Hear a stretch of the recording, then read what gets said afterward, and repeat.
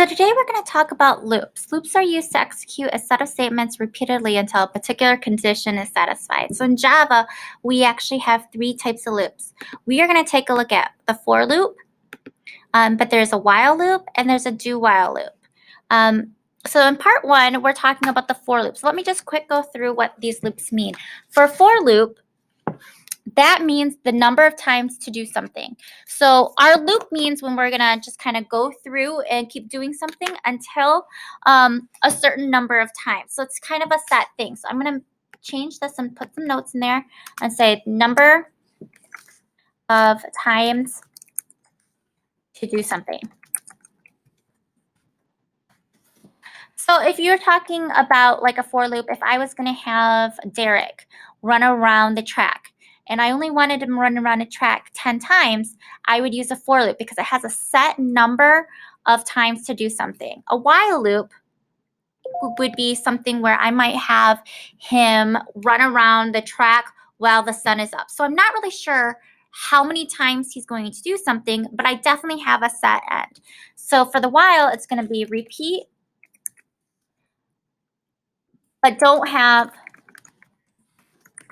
a set number of times to repeat. But does eventually end. So you might say, while something is true, you're going to keep doing this over and over and over again. And then the do while is something where you might have like a gameplay where you're going to have somebody do something while the person doesn't click on the letter X to exit. And this also has like the while, but checks to stop at end.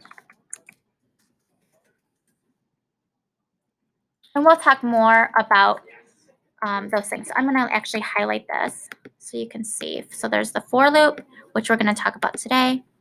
There's the while loop, which you'll often see, and then the do while. And the do while and the while are very similar. It's just going to be a matter of choice how you would like them to do that. All right, so the syntax for the loop. Again, a loop is a counter. So loop is a counter. And it counts the number of times. That's important to remember, that it's a counter. And what we start with the initialization. So initialization is the starting. The condition is where we stop or how do we stop. And the increment or decrement is how many times it counts by. So I might say, I want Derek to run. So he's going to start at 0 laps, and he's going to run until he gets to lap 10. And we're only going to count by 1. So he's going to go around the first time, and we're going to say, his first lap, is it less than 10? Yes. Then he's going to keep running. And then he's going to run a second time. Is that less than 10 laps? Yep. So keep running. Third time, is it less than 10? Yep. Keep running. Fourth time, is it less than 10? Yep. Keep running. And it's going to keep on going until we get to 10. And then the statement will be false with the check, and it'll keep going. So here is also a picture. We're going to do the start.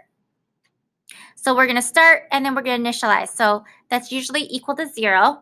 When we declare a variable, it starts at 0. And then the condition checks to see if it's less than a number of laps. Like if I was using that example with Derek running.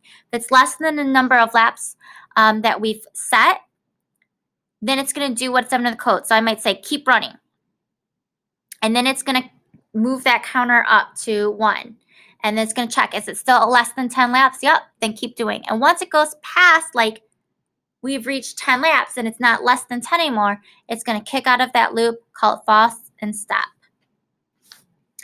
Okay, so to give you an example here, this kind of writes out what exactly we're looking at. The first step in the loop is to initialize, meaning we are going to make a set starting number that we know where to start. So oftentimes you'll see this as we declare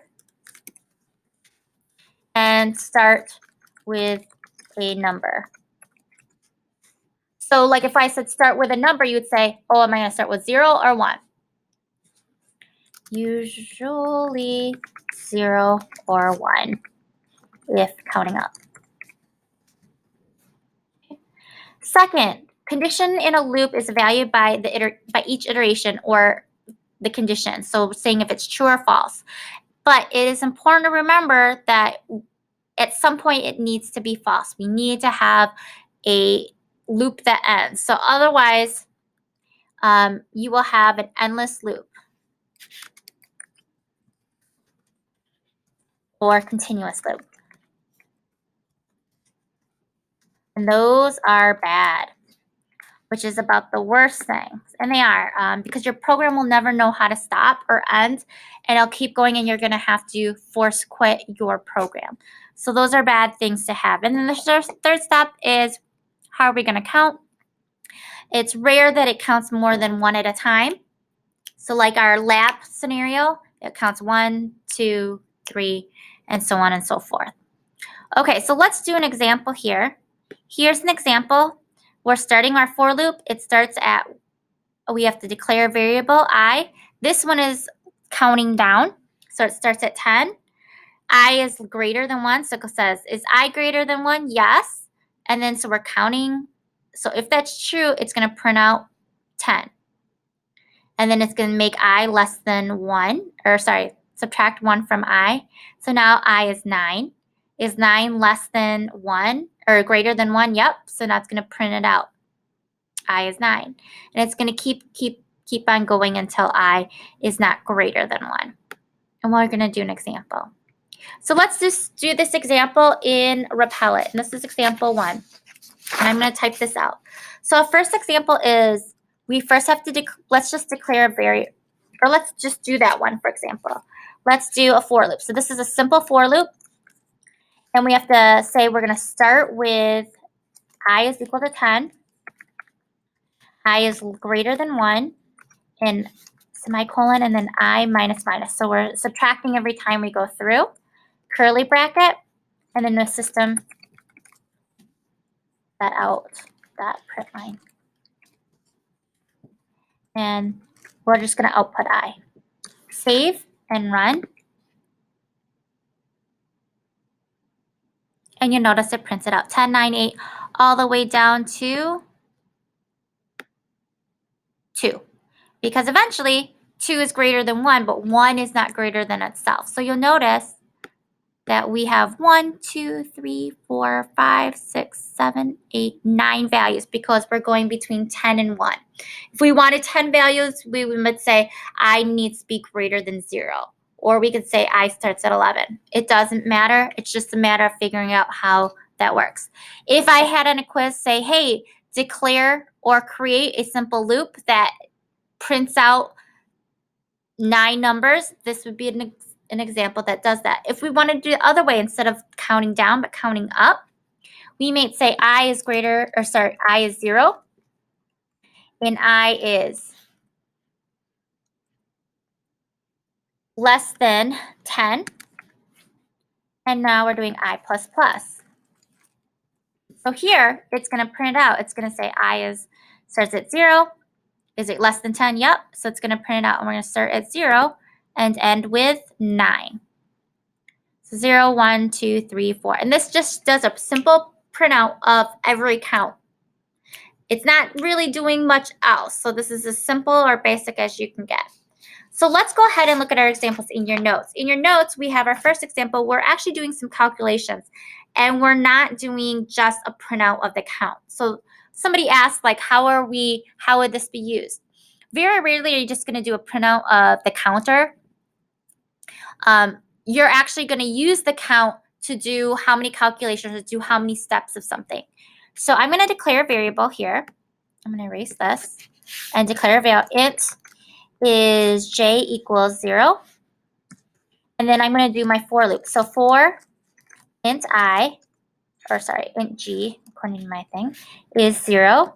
And I'm going to do g is less than 5, g plus plus. So this is my counter using g. J is what I'm actually doing a calculation for. So I'm doing j plus plus. And remember, j plus plus, oops, j plus plus, this is actual calculation of j equals j plus 1. So that's j plus plus again. Remember, it's the same as saying j equals j plus 1. And then this is my count for how many times I add 1 to j. Okay, so if I wanted to see what the final printout was, so according to my sample or my example, I'm printing out what j is after I do all the calculations. Oh, print line and j. So this is after I go through the loop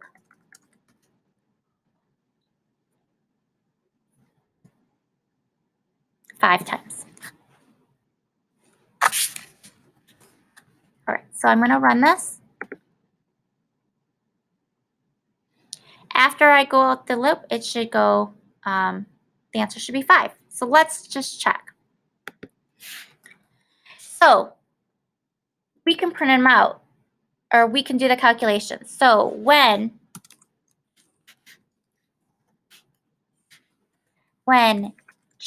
so let's do first run. So the first run, it goes through the loop. First run. G is going to be 0. And J is going to be equal to 0 plus 1, which gives me 1. Gives me 1. Second run. Run through. G is now, well, it checks. G is now 2 because we're adding, or sorry, G is now 1 because we're adding 1 here. And is it less than 5? Yes. So if it's less than 5, then we go ahead and add to J. So J is now equal to 1 plus 1.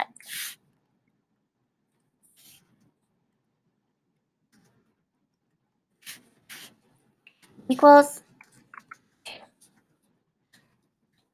All right, third run.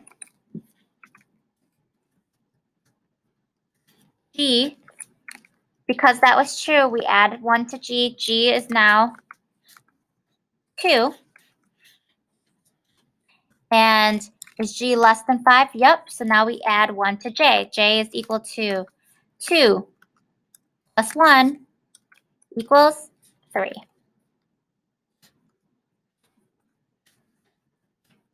Fourth run. G is now equal to 3. Is G less than 5? Yep. So J is equal to 3 plus 1 equals 4. Fifth run. G is now equal to 4. Is G less than 5? Yep. Now we're going to add 1 to J. J is now equal to 4 plus 1, which equals 5. And now we do a sixth run through the loop. G is now equal to 5. Is 5 less than 5? No. Nope. 5 is not less than 5. So stop. So break from loop. So get out of loop. Once you get out of loop, you ask it to print, right? You're out, so it breaks out of this curly bracket and it prints out what J is. J is 5. So we actually kind of do a check 6 times, but we only do the steps 5 times. So that would be your first example. What if we said J was 4? Okay. So that's a little bit different. If J was 4, G would be 0. J would now be 4 plus 1, which would give me 5. So after the second loop, G would now increase. G is just with the counter. And now J would be 5 plus 1, which would be 6. Third run, G is now 2, because that's just the counter. Is G less than 5? Yep. So now we add 1 to J, and J is 6 plus 1 now, and that gives us 7. Okay. Fourth run, G is 3. Is 3 less than 5? Yep. So now we do J++, which is 7 plus 1, which gives me 8. And G increases by 1. Is G less than 5? Yep, because it's 4 is less than 5. So now we do the calculation, which is 8 plus 1, which gives me 9. And then it does a sixth run. Is G less than 5? No. So it can't do the calculations that we say, and it kicks out of the loop, and it gives me that J is 9. So if I run this, J is 9. Okay.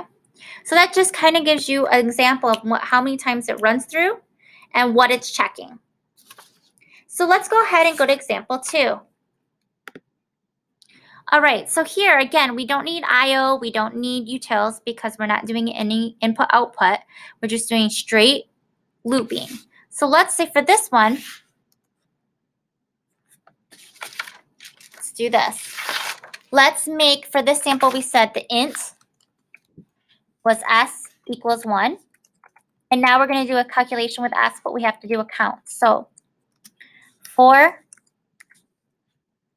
we have to declare our variable for our loop int h equals 3.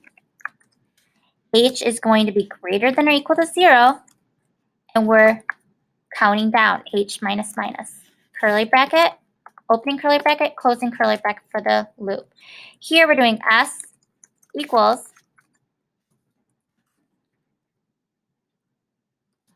s plus h, semicolon. And then after the loop, we'll do a system.out print line of s, semicolon. All right, so let's run this. And our result is 7. So let's work it out. If I print it out, now let's just see or run through this. So first run through the loop, first run.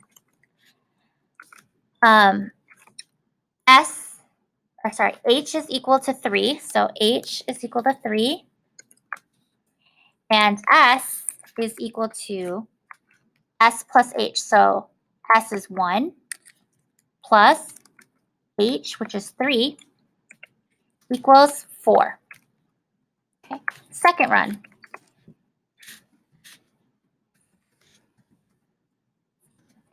H, so because that's true, we then decrease it. So H is now 2. Is H greater than or equal to 0? Yes. So now we do the calculation. S is equal to 4, because that's what it became, 4, plus H. H is 2, so plus 2 equals 6. Third run.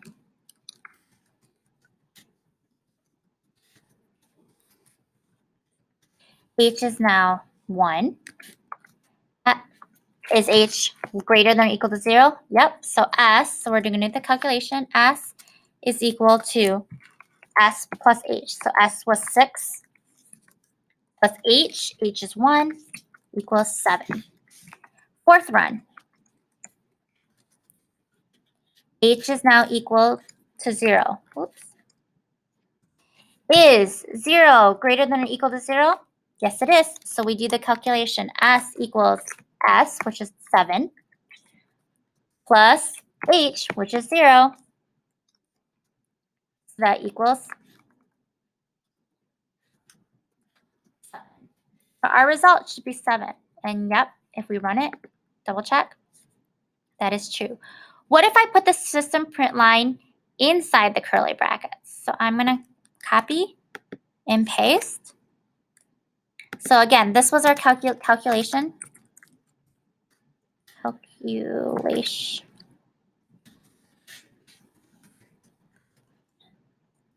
to do if for each count or run through. Okay. And this is going to print out every time. Print out what S is every run. And this is going to be the final value or final value of S. And you can put this. You could put final value.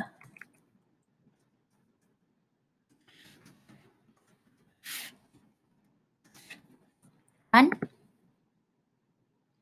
So it's going to be 4, 6, 7, 7, just like we did. And the final value is 7. So that's how it does that calculation. So that is the beginning of loops and how we use them. We have to, again, declare our initial start. How many times do we want to count? So we need to have a starting point. We need to have a check to see how many times we continue to do this count. And we need to know how much to count by. So 1, 2, 3. And then once we have that, it's going to do our calculation 4 or 5 times over. I'll keep doing that. Okay, how many times do we want to add 3 together? And we're going to practice that tomorrow once we work on our loops. So that is loops that we practiced today on Monday the 30th, and we're going to continue working with them as we start figuring out how we would use this in a real world application.